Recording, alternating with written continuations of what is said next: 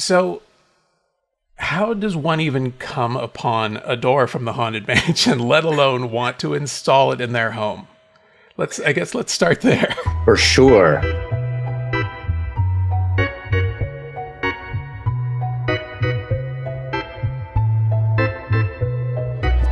Hey gang, welcome back to another video. Well, the cat's out of the bag. The client for this Haunted Mansion door project is none other than actor and fellow Haunted Mansion enthusiast Neil Patrick Harris. And rather than have me tell you the story behind the door, I'm going to let Neil tell you himself.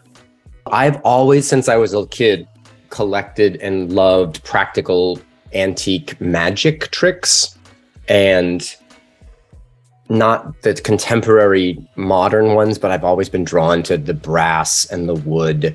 And so when I'd go to magic shops around the country, around the world, when I would travel, I would try and find antique things. Sure. And then from that, I started finding auction houses. And then I saw that there was a big auction a few years back of all Disney memorabilia. And so my magic and my love of Disney theme parks, especially sort of the origins of, became intertwined. But then the Haunted Mansion door was available at an auction at the Van Eaton Galleries. Very familiar. And I went and saw it in California, and I was like, oh man, that's a really cool thing to have, because it's foam. Right. And so I bid on it and I won it, and then it arrived in a crate, and I didn't realize it was just a rectangular piece of foam. Right. It doesn't come with like anything else. No, nothing. So it's still sitting in said crate.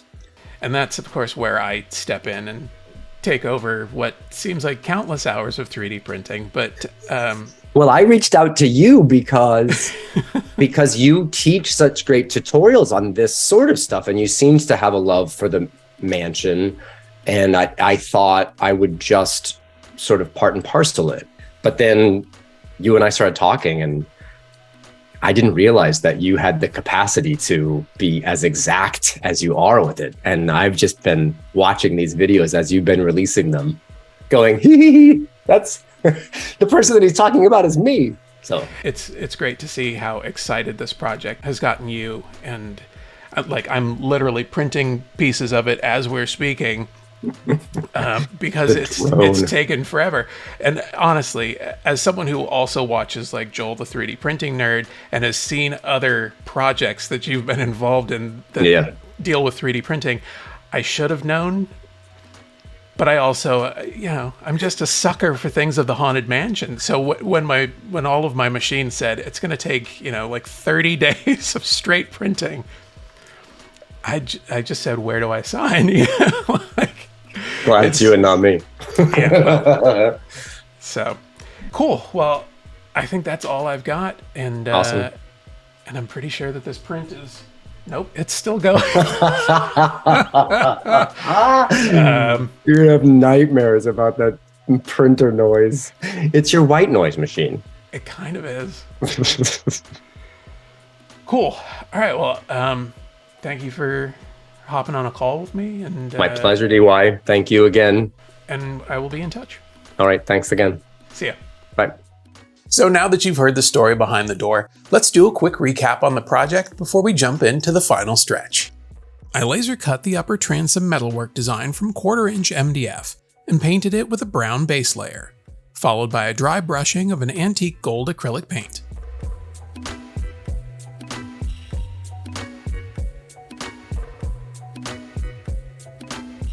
Then I added a black acrylic wash and a few highlights with a blue-green patina color before sealing it with a satin clear coat and setting it aside to dry.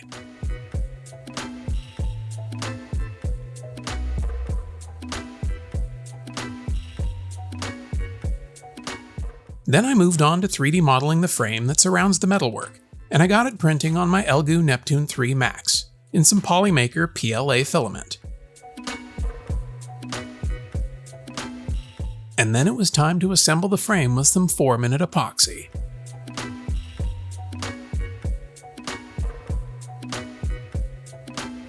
And and anywhere that I noticed gaps got filled with a bit of CA glue and baby powder, and will get sanded smooth.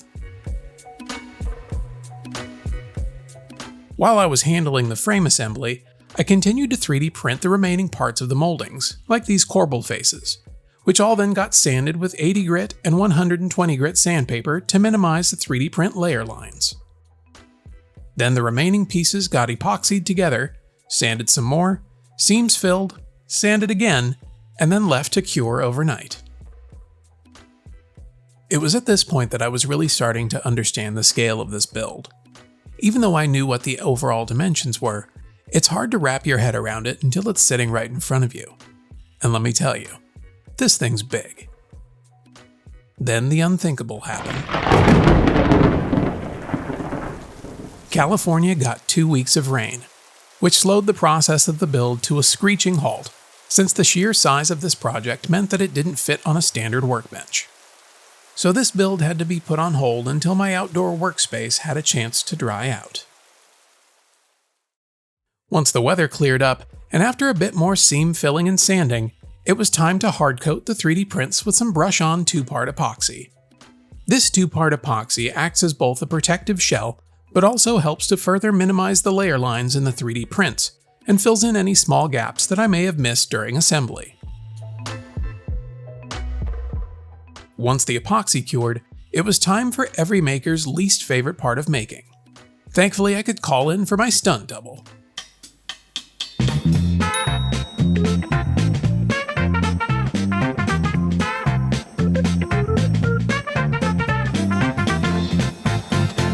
Now that everything's assembled, sanded, and primed, it was finally time to put some color on this project.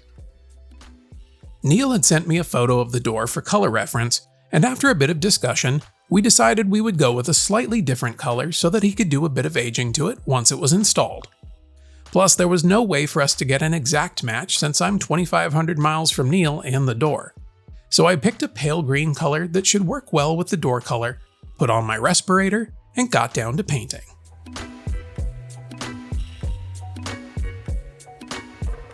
Now there's still a few random layer lines and imperfections here and there, but those will get addressed and repainted before it's boxed up and shipped out to its new home.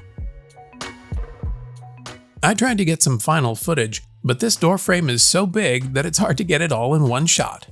But trust me, it's all there. All 10 feet of it.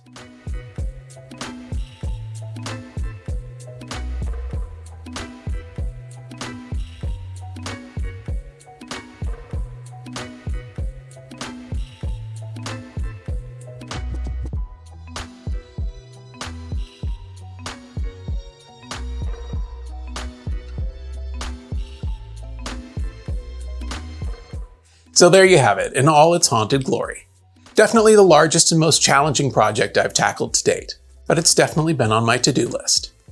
A special thanks to Neil for reaching out to me to tackle this project, and also to Elegoo for providing me with their Neptune 3 Max printer, and to Polymaker for providing me all the filament to bring this project to life. Well, that's going to do it for this one. Be sure to like and subscribe if you haven't already, but most importantly, go make something.